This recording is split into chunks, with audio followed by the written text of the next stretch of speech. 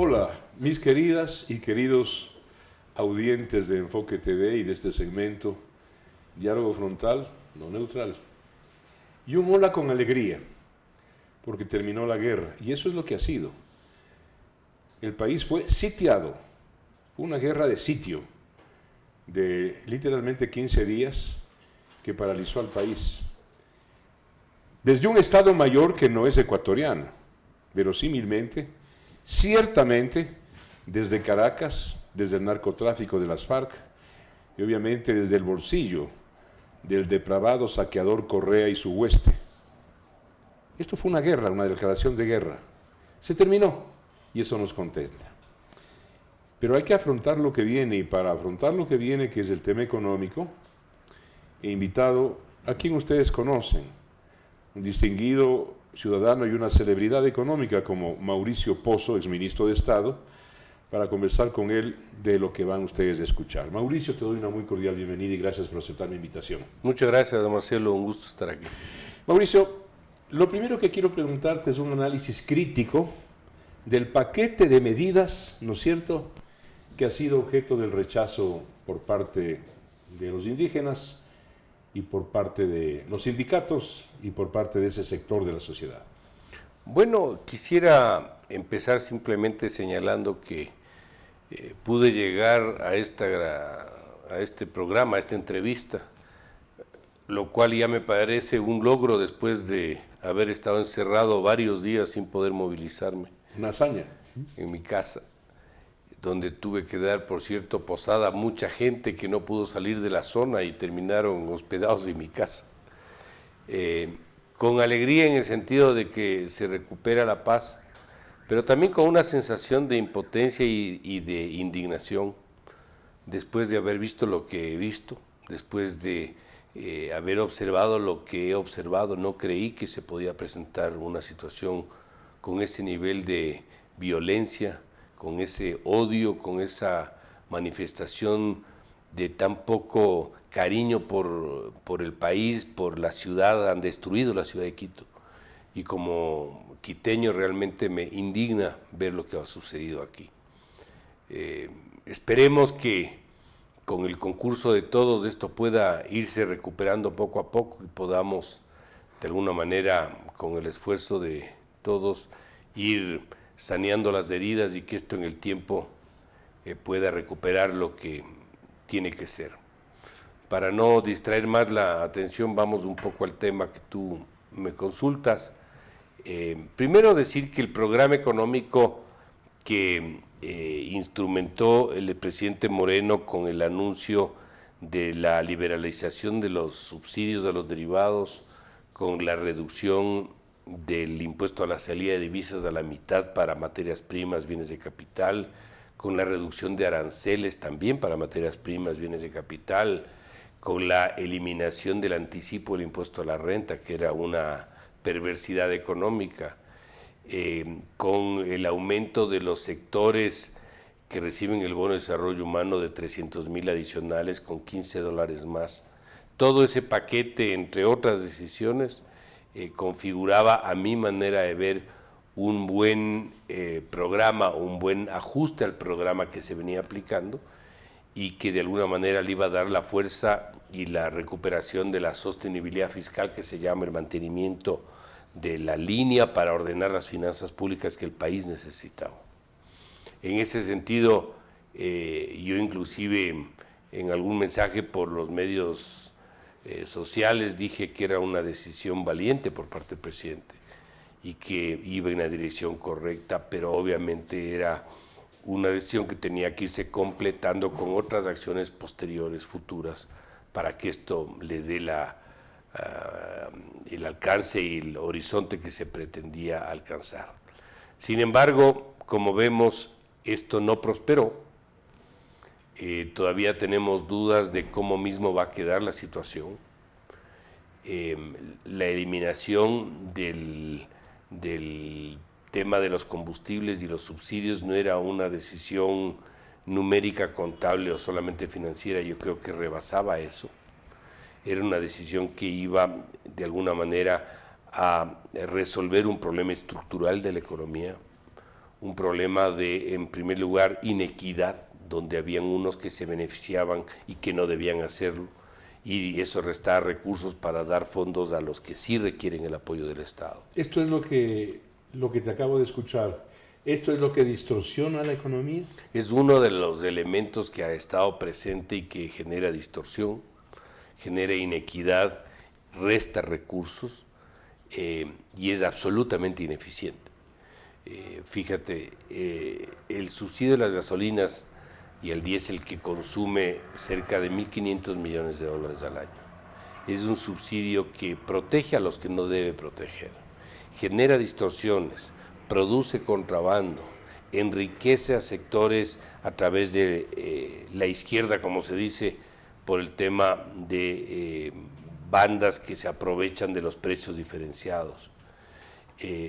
Da beneficios a sectores pudientes cuando el Estado debe utilizar esos fondos para apoyar a la educación, a la salud y a la gente que requiere. Es decir, tiene todas las características de un mal subsidio. Los subsidios no son ni malos ni buenos por concepto. Los subsidios tienen que cumplir ciertas condiciones para que sean buenos subsidios. El bono de desarrollo humano es un buen subsidio, sin decir que sea perfecto. Está focalizado, está presupuestado, llega más o menos donde tiene que llegar, pero la gasolina y el diésel es un pésimo subsidio. Déjame preguntarte, economista Pozo, algo que es una obviedad. Lo que sacudió, lo que movilizó a la gente es un análisis parcial y miope, que dijo, bueno, me quitan los subsidios, la gasolina y el diésel va a subir de precio y con eso toda la economía y todo el costo de la canasta familiar va a subir. Esto es una verdad. Quisiera que esa verdad, ¿no es cierto?, también la analices. Por supuesto, Marcelo, fíjate. La inflación, por concepto, es un proceso constante y permanente de aumento de precios a lo largo del tiempo. La inflación no es que un día sube la papa y al otro día vuelve a bajar el precio de la papa, eso no es inflación. Una decisión de esta naturaleza de eliminar el subsidio o que éste se reduzca y por lo tanto la gasolina pase de $1 a $2 y el diésel pase de $1 a $2, estoy simplemente poniendo ejemplos, lo que ocurre es que esto hace que en ese mes que se toman las decisiones suban algunos precios, no todos, pero como se corrige un problema permanente, el siguiente mes o se estabilizan o tienden a caer. Sí, la estructura que es la saneada empieza a equilibrar las cosas. Claro, ¿y por qué pasa eso? Porque para que haya inflación tú necesitas un empuje monetario, o sea, necesitas dinero para que vaya empujando los precios hacia arriba. ¿Y cuál puede ser ese dinero? La impresión de billetes por parte de un banco central. No podemos imprimir billetes porque estamos dolarizados. La depreciación de la moneda para darle más sucres por dólar a la economía para que pueda solventar. No hay esa opción porque estamos dolarizados. Y en tercer lugar, porque estamos en estancamiento económico.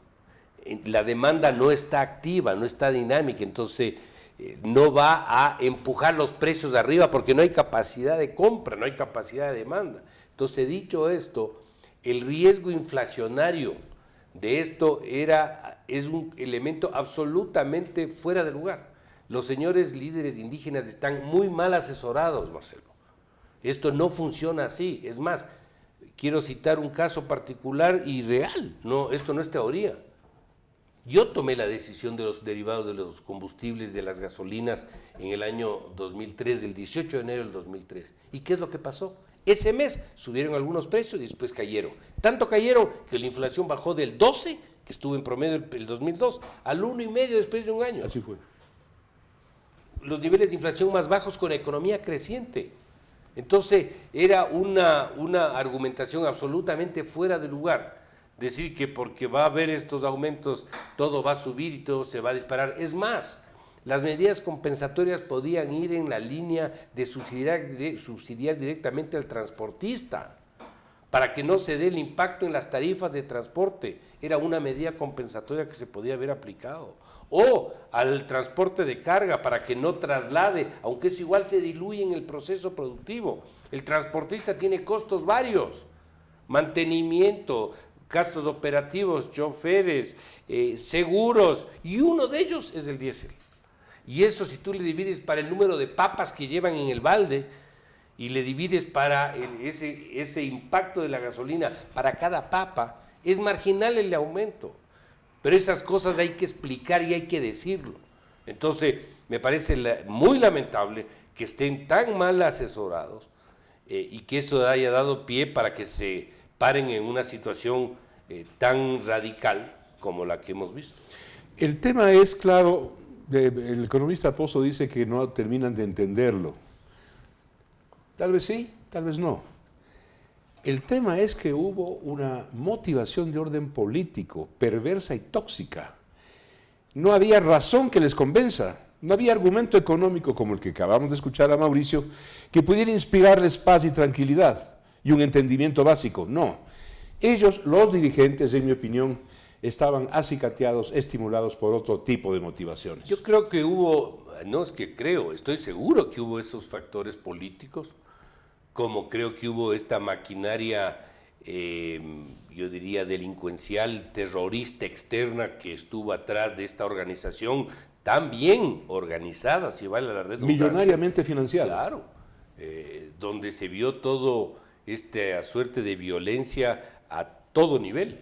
En la ciudad de Quito lamentablemente se concentró, pero a lo que quiero llegar es que hay estos factores, pero dentro del tema económico, lamentablemente la información que ellos explicaron en la cadena el día de ayer y que es asesorado por alguien, probablemente el señor Dávalos o algún otro, está absolutamente fuera de lugar. Y si me permites, Marcelo, quiero hacer un par de ejemplos. Se dice, cobren a los que se robaron la plata. Todos queremos que cobren a los que se robaron la plata. Pero eso es un tema que se va a demorar, si es que se da, 30 años. Y las necesidades fiscales son todos los meses. Todos los meses hay que pagar sueldos, todos los meses hay que pagar intereses en la deuda, hay que pasarle plata a los gobiernos seccionales a que paguen y recojan la basura de las ciudades. O sea, esto no es un tema, uno no puede decir reemplazo la una cosa con la otra. La remisión de intereses, multas y recargos que se dio en la ley de fomento productivo en diciembre pasado. Esa ley que dicen que ahí se regalaron 4.500 millones o 4.000 millones de dólares, vamos a aclarar. Esos recursos estaban en una disputa entre el contribuyente y el SRI. En una disputa, en un fallo, alguien va a resultar ganador, pongámoslo así. Si ganaba el contribuyente, ¿qué pasaba con esos recursos? No iba a recibir el Estado o el gobierno. Si ganaba el Estado, iba a recibir, ¿en qué plazo? ¿En 10 años? Cuando esté en el tribunal fiscal y se demore 10 años cuando salga el fallo final. Porque entraba inmediatamente al Entonces no hay cómo reemplazar la una cosa con la otra. No es como decir, le regalan acá y ahora nos quieren cobrar. No hay cómo hacer eso. Así no funciona la economía, no funcionan las cosas. La práctica no es así.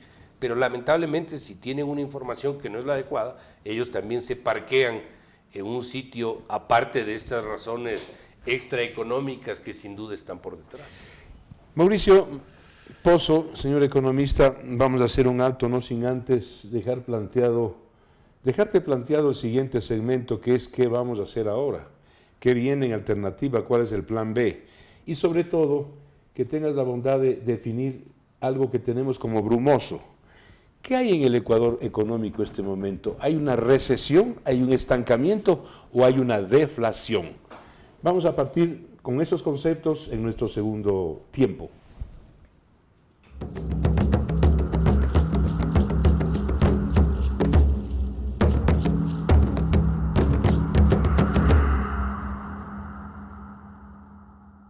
Ya le damos con el señor economista, exministro de Finanzas, Mauricio Pozo Crespo, con el par de preguntas que dejé planteadas en el segmento inmediatamente anterior. ¿Recesión, estancamiento o deflación, Mauricio? A ver, la recesión o el estancamiento tienen que ver con una medida de cantidad, de volumen. Barriles de petróleo, cajas de banano, y la deflación tiene que ver con los precios de los bananos, de las cosas, de los servicios, etc. El país está en un proceso de estancamiento, el país no está creciendo. Pero con lo que se acaba de presentar, con el riesgo, por ejemplo, de incumplimiento de un acuerdo internacional, que yo le veo en peligro ahora, lamentablemente, las posibilidades de pasar del estancamiento a la recesión son mayores. Recesión, que quiere decir que vamos a vender menos. Si antes vendíamos 10 barriles de petróleo, ahora podemos vender 9, o si alguien producíamos 10 cajas de banano, probablemente podemos ahora producir 9. Te pregunto, Mauricio, recesión, o sea, falta de venta, de posibilidad de colocar nuestros productos afuera y adentro también. Por supuesto, sobre todo adentro, porque afuera dependemos de alguna manera de la demanda externa, que se llama, de lo que nos compren en el exterior, pero el PIB crece por lo que nos compren afuera, pero por lo que demanden internamente también. Eso es un elemento. Y el otro elemento es deflación. El crecimiento de los precios por debajo de cero, es decir, cuando caen los precios permanentemente, se llama deflación. Y la deflación es un tema difícil de manejar, porque cuando bajan los precios hay un desincentivo a la producción. El empresario dice, ¿para qué voy a vender si cada vez tengo que bajar los precios para poder seguir en el mercado? En cuyo caso yo mejor cierro esta actividad, me salgo, o saco plata al exterior y mando capitales afuera. Es decir, no es un tema fácil de manejar. Y por otro lado, la deflación puede ser la manifestación del estancamiento, de la recesión. Es decir, tú puedes tener inflación cercana a cero, que sería el mejor de los mundos, pero con una economía creciente. Ahora lo que tienes es una economía que está en cero, que no crece, y además con riesgos deflacionarios. ¿Pero por qué? Porque esto es la consecuencia de esto. Entonces, muy claro. Entonces ese es un tema de política económica que no es fácil administrar, no es fácil manejar, porque ahí cuentan mucho las expectativas. ¿Qué son las expectativas? Lo que cree la gente, el que vende cigarrillos en la esquina y el gran empresario. Todos están de alguna manera viendo cómo les va a ir mañana, si le creen al gobierno, si creen que va a haber mercado para yo ponerme otro sitio de salchipapas por acá o ampliar una oficina más de mi producción en alguna zona costera, no sé. Eso es un tema de percepciones y cómo le vemos al país. Para que tengamos clara la perspectiva de una deflación, voy a hacerte una pregunta para una breve respuesta, porque es al margen. El mundo vivió una situación tremenda, terrible, inenarrable, de pobreza, de frustración. Fue el antecedente de la Segunda Guerra Mundial, la Gran Depresión del año 29. ¿Fue por deflación? Fue un problema deflacionario y de depresión económica. Cayeron los precios y cayó la producción en porcentajes del 40 al 50%. Una cosa que no se ha repetido en la historia económica. Obviamente esos valores o esas magnitudes no son las que nosotros tenemos aquí, pero eso no quiere decir que no sea negativo tener caída de precios porque la economía no está creciendo. Hemos escuchado al economista de la Torre, ex representante del Ecuador ante el Banco Interamericano de Desarrollo, un economista al que apreciamos, decir que se debió ser más imaginativos, más innovadores, que había alternativas. En el estado económico que está, el contexto, ¿no es cierto?, de producción ecuatoriano, ¿qué es lo que le queda al gobierno en este momento? ¿Qué ves tú venir? Y claro, en esta visión en perspectiva también te pregunto, ¿qué harías tú? Marcelo, me quedó un sabor agridulce, para serte franco. Agridulce porque me gusta que pueda yo circular y que todo el mundo pueda circular sin los problemas que tuvimos, pero me siento impotente de no ver de alguna manera el dinamismo, la dirección con la fortaleza suficiente para caminar en una línea. Creo que hay una debilidad sin duda alguna en el gobierno para tomar decisiones económicas de ahora en adelante. Hay una debilidad política.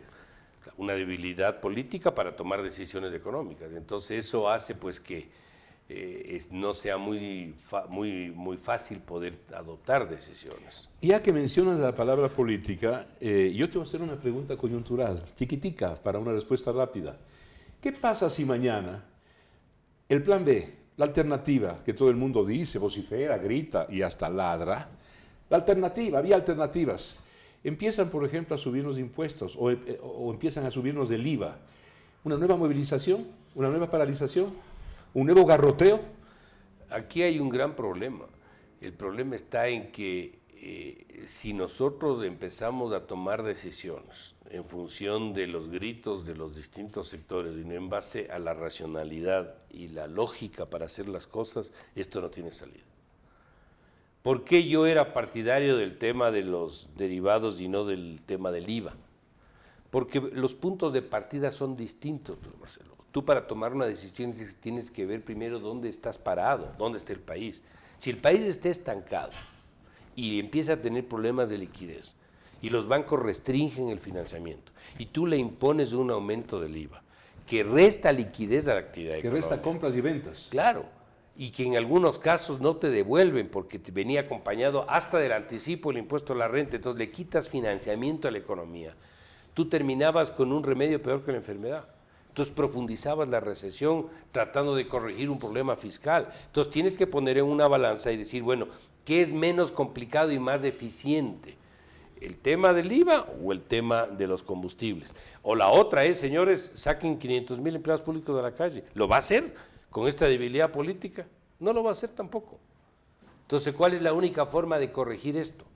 Y voy a poner corregir con las comillas bien puestas, endeudarse. Yo creo que ahí Richard Martínez sí hizo una explicación clara. A ver, te pregunto. La deuda lamentablemente es la válvula de escape de no hacer nada. Te pregunto, Mauricio, con este fracaso del paquete de medidas racional, económicamente viable, que acaba de fracasar por un manejo político perverso, ¿qué va a pasar con el Fondo Monetario Internacional, que es el que certifica que al Ecuador sí le pueden seguir prestando dinero a los multilaterales? ¿Vamos a seguir endeudándonos con China a tasas usureras? El gran riesgo es que se rompan los acuerdos internacionales con el Fondo Monetario y obviamente con el resto de actores que participaron en ese convenio.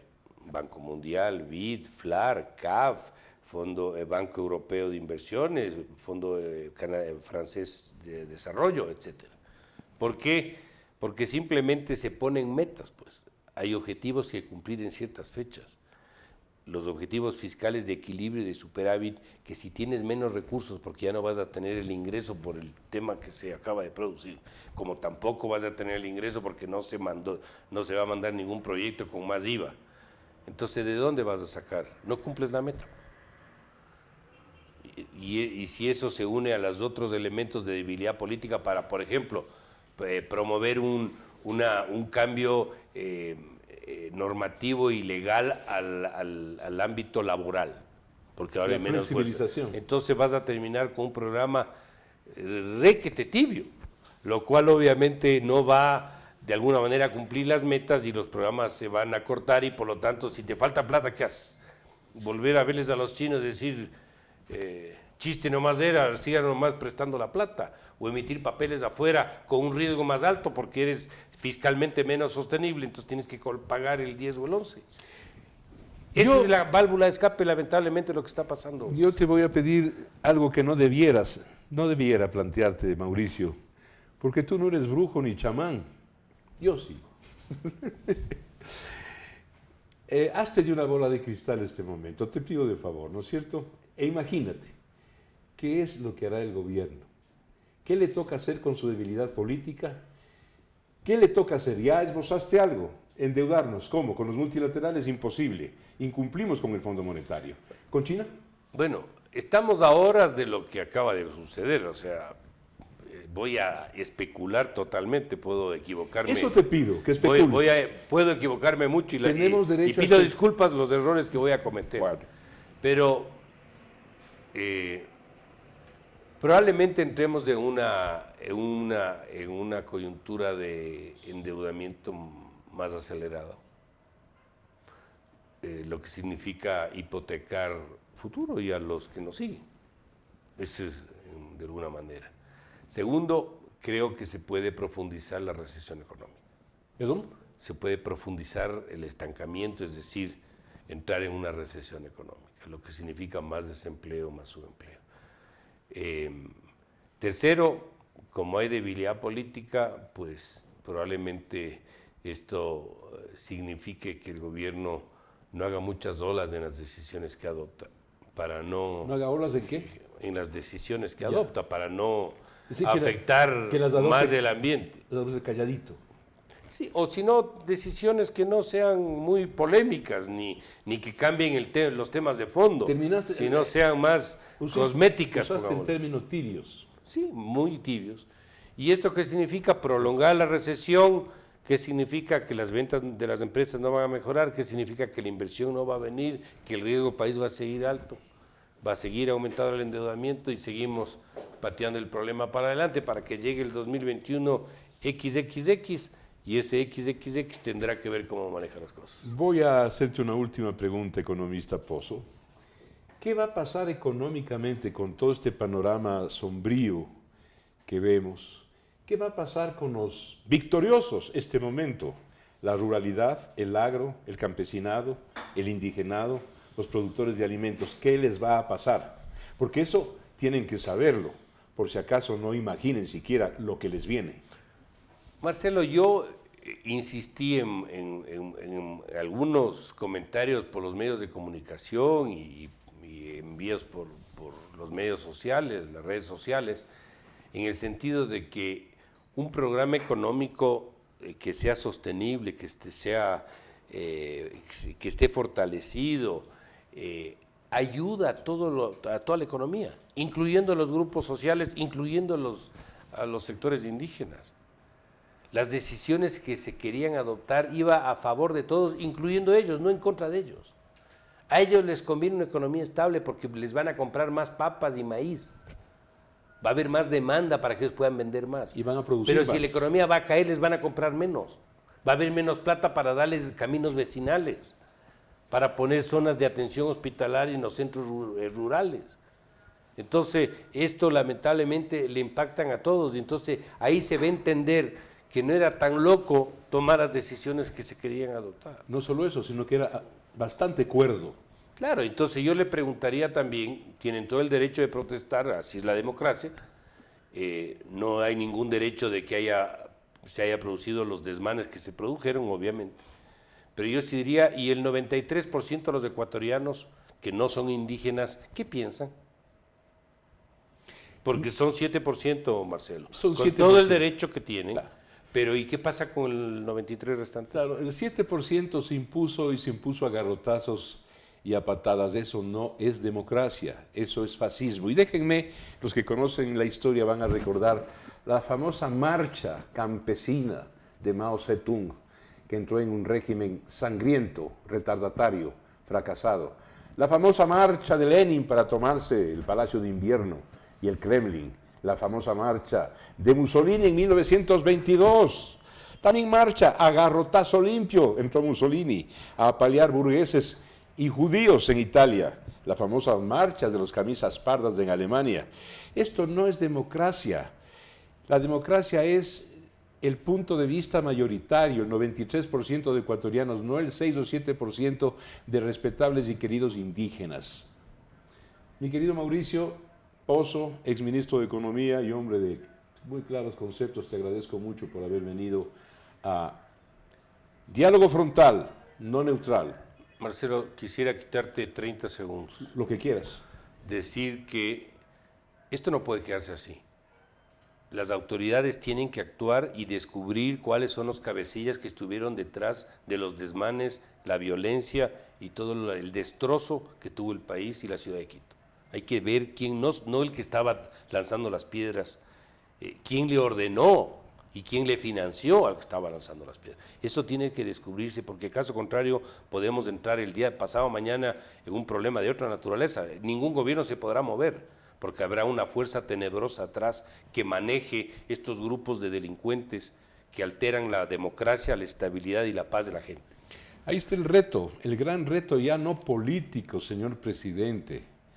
Sistema judicial, Fuerzas Armadas. Y esta no es una sugerencia política, es una sugerencia ética. Es un tema de moral pública. Y señor presidente, permítame, usted ha dado ciertas muestras de valentía. A veces aflojó, a veces las mantuvo. Déjeme decirle en mis términos y en mi estilo, un poquito brusco, va usted y el gobierno a tener entre las piernas el suficiente binomio para investigar y sancionar a los delincuentes. Señor presidente, saludos para usted. Gracias, Mauricio. Gracias, Marcelo.